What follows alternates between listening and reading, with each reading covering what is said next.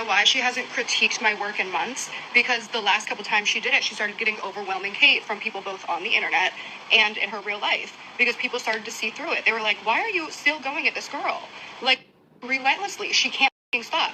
And it's because when she talks about me, she gets hundreds of thousands to millions of views. And then she posts a little makeup get ready with me and gets 4,000. That's why she cares about my art. She's not a artist. I don't care about her opinion because she has no accomplishments in art or has proven to me that she's actually intellectual enough to understand art. I accept my criticism from talented, smart people, not a toxic, expensive book on YouTube.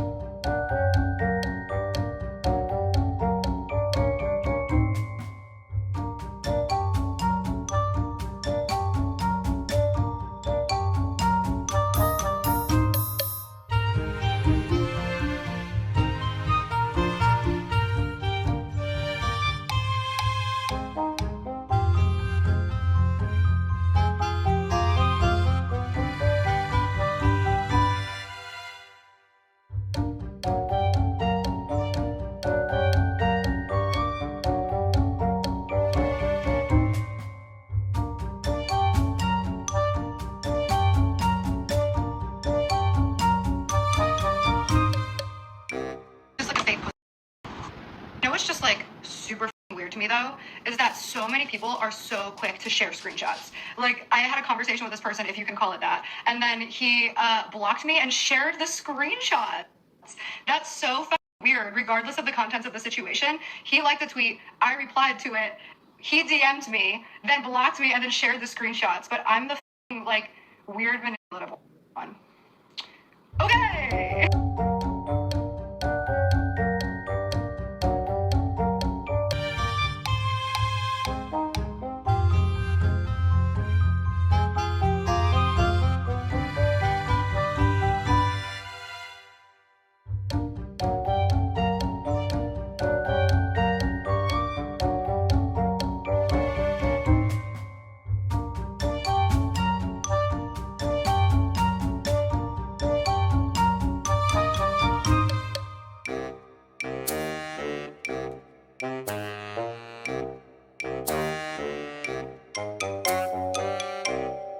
If someone doesn't like or appreciate or get what you're doing, whether that be music, fashion, dancing, YouTube, TikToks, poetry, like podcast, whatever it is, if someone doesn't like it, like they're entitled not to like it. Like why go so hard to try and convince someone that they're wrong for not liking something you do? And allowing people to get to you because they dislike something you do is ultimately a disservice to yourself, robbing you of your creative capabilities. This goes for everyone. Be proud of what you put out and who cares about the rest?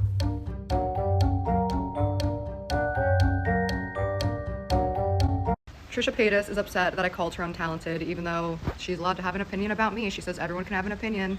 She has an opinion about my music. But what's this? You're making fun of me online, you hypocritical fake.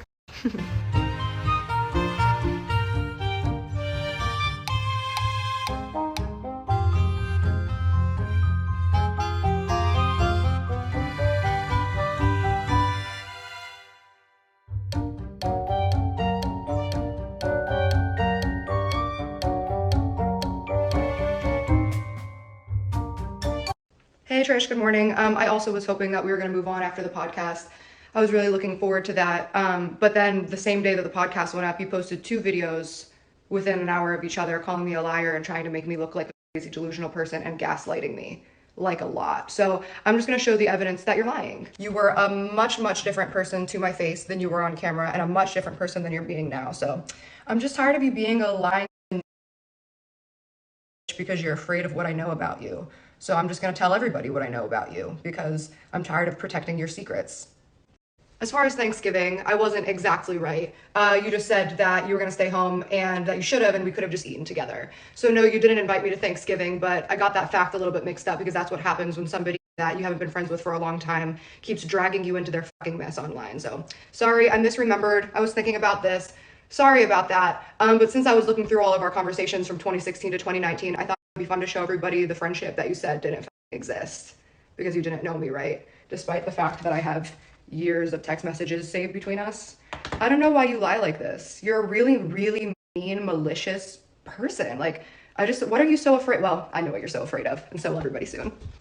I'm actually really happy you brought this up because Trisha herself has been upset since 2017 that the internet didn't know that we were friends. We're not anymore, obviously, but her story is that we were never friends and that she never knew me, that I'm delusional and imagined a friendship. And I think that's up because it is.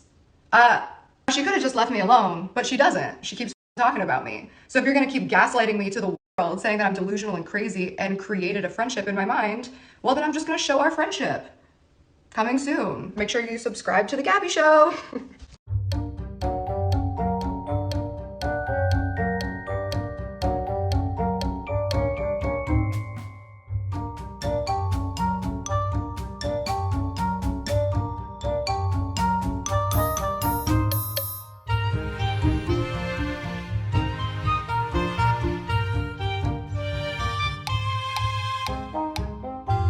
Something I was wrong about was like we definitely did not have Thanksgiving plans. Like I went back and looked at that and I definitely inflated that in my head where it was more just like, I think you were spending Thanksgiving with Sean's family and I said none of my friends were in town. You're like, oh my God, I wish I knew. I would have just like stayed home and we could have eaten together. And like that's what you said. It wasn't like, let's do Thanksgiving together.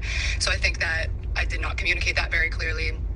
And the other thing was the stuff about poetry. You didn't send me any poetry. I sent you my poetry. So I just didn't want you to feel like I was like making up lies or trying to like gaslight you in any way. It's just like, that's just warped memory or, exaggerative memory because it happened so long ago. And you know what I mean? So you're absolutely right about that. Didn't mean to make you feel like you were crazy or like I was trying to lie to you or paint some type of narrative that wasn't real. But that's also kind of why I just want to cut a lot of stuff out because it's like, we're talking about that happened so long ago and we just have like some different perceptions where it's like neither of us are lying. It's just we perceive it differently, and I think it's not necessary to put it out online because honestly it's just embarrassing.